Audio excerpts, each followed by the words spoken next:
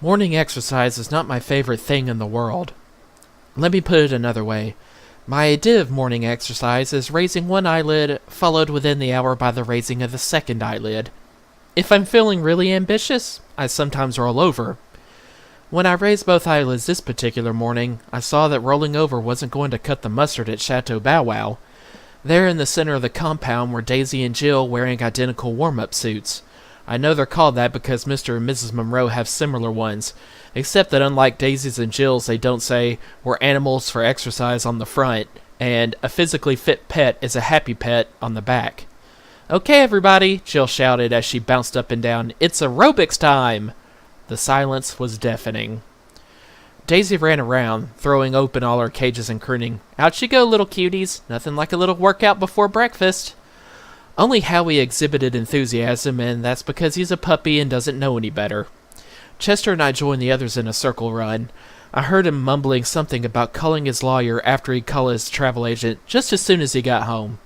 At one point, we passed Felony and Misdemeanor, who clammed up the moment they spotted us. What were those two up to, anyway? Chester was curious, too, so he informed me after breakfast, a curious dish that had the consistency of a paste and kitty litter pudding, although not until he'd had the chance to offer commentary on my dining habits. "How can you eat that slop?" he asked, eyeing my empty bowl. I noticed he hadn't touched his. "I pretended it was a hot fudge sundae," I said, a hair defensively. "Don't you ever use your imagination?" I realized the moment these words left my mouth that asking this of Chester was a little like asking a dancer if he ever used his feet. Chester rolled his eyes and sighed. "If I may change the subject," he began. "You brought up breakfast," I said. "Nice turn of phrase, Harold." Clearing his throat, he went on. "Have you noticed anything odd about those two cats?" He indicated Felony and Misdemeanor, who were stretched out in a patch of sun in front of their bungalows. Felony was twitching her head this way and that, either trying to keep up with a fly or auditioning for the part of Robo-Cat. Misdemeanor lay flat on her stomach like an imitation bear rug, her head bobbed up and down to the rhythm of her chewing. "No," I said. "They seem like normal cats to me." "They are definitely up to something," Chester said. "I wonder if they have something to do with the secret of Chateau Bow-Wow. I know one way for us to find out." "What's that?" "You." "Excuse me?" "I want you to pal around with them, Harold. When you're not busy digging our tunnel to freedom, that is." I started to protest, but Chester was already way ahead of me. "It'll be easy. You're going to be hanging out on their turf anyway. Just see if you can get them to leak some information." "What are you going to be doing, if you don't mind my asking, while I'm looking for leaks?" He lifted his head and stared off toward the office. "I'm going inside," he said dramatically. "Ah." I looked over at the office window. Through it, I could see Ditto pecking at some birdseed in her cage. Beyond her, there was a general bustle and commotion as Daisy, Jill, and Dr. Greenbrier went about their business. "And exactly how do you think you're going to get in there, Chester?" I asked. "It's not like you have an appointment." "True, but I do have charm," Chester said. I cocked an eyebrow at this one. "And if all else fails, there's the bird, a veritable font of information." An hour later, Chester found me digging behind the bush between Felony's and Misdemeanor's bungalows. "What'd you find out?" I asked. "That charm without an appointment only gets you as far as the door, and Polly wants a cracker." I nodded. Chester looked at the hole. It wasn't very impressive, but then again we hadn't been digging very long. Howie was still on a break that had begun a few minutes after we started. He was at Bob and Linda's having smoked Gouda-flavored doggy bones. The Weasel and Hamlet were trying to see if they could get Rosebud talking again. And as for the cat burglars... "What did you find out?" Chester asked. "Talk about forthcoming," I said. I kept track of their answers. There were 4 "what's it to yas," 3 "what do you want to know fors," 7 "mind your own businesses," and 1 "what are you, a police dog?" "Gosh," said Chester, "what kind of questions did you ask?" 9 out of 15 were about the weather. Chester shook his head. "Where are they now?" I shrugged. "Looking for trouble or making it," I said. "They didn't let me in on their plans." Said Chester, looking decidedly unhappy. "This is going to be a lot tougher than I thought. Let's see how Hamlet and the Weasel are doing." I was pleased to stop digging. Not even halfway through the job, and I was already wondering if I'd ever get the dirt out from under my nails. Lucky Hamlet, I thought, not having to dig at all. But when I saw his woebegone face and remembered his limp, I decided maybe he wasn't so lucky after all. The weasel looked up from where he and Hamlet were hunched over what I presumed were Rosebud's remains and headed toward us like an express train. He was out of breath when he announced, "She spoke to us. Oh dear, oh dear."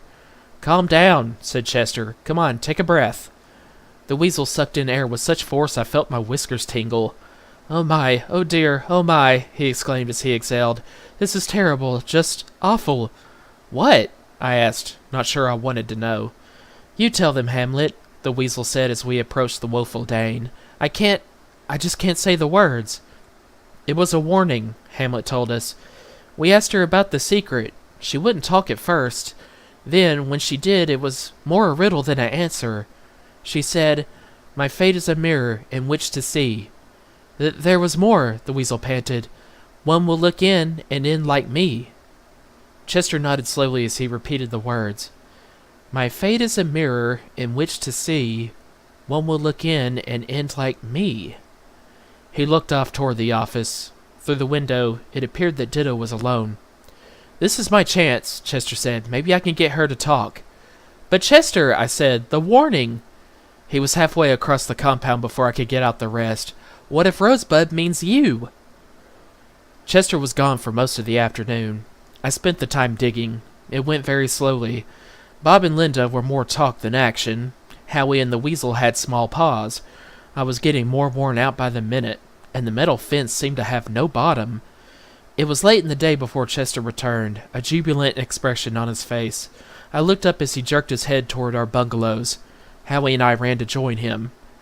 "Nice of you to show up," I said. "Don't tell me you spent this whole time talking crackers with a parrot."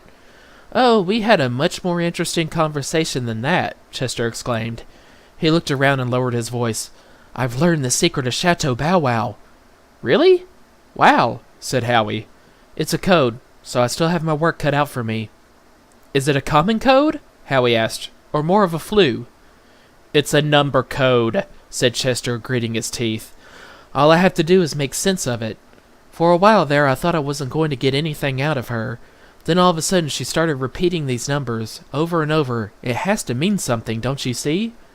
He looked around to be sure no one was listening, leaned his head in toward ours, and said very softly, 61115. 61115? Howie yelled excitedly. "Howie!" said Chester, annoyed. "That's it!" someone shouted. "Yes!" We looked up. Felony and Misdemeanor smiled down at us from atop Chester's bungalow, then scampered off. "Nice going," Chester told Howie.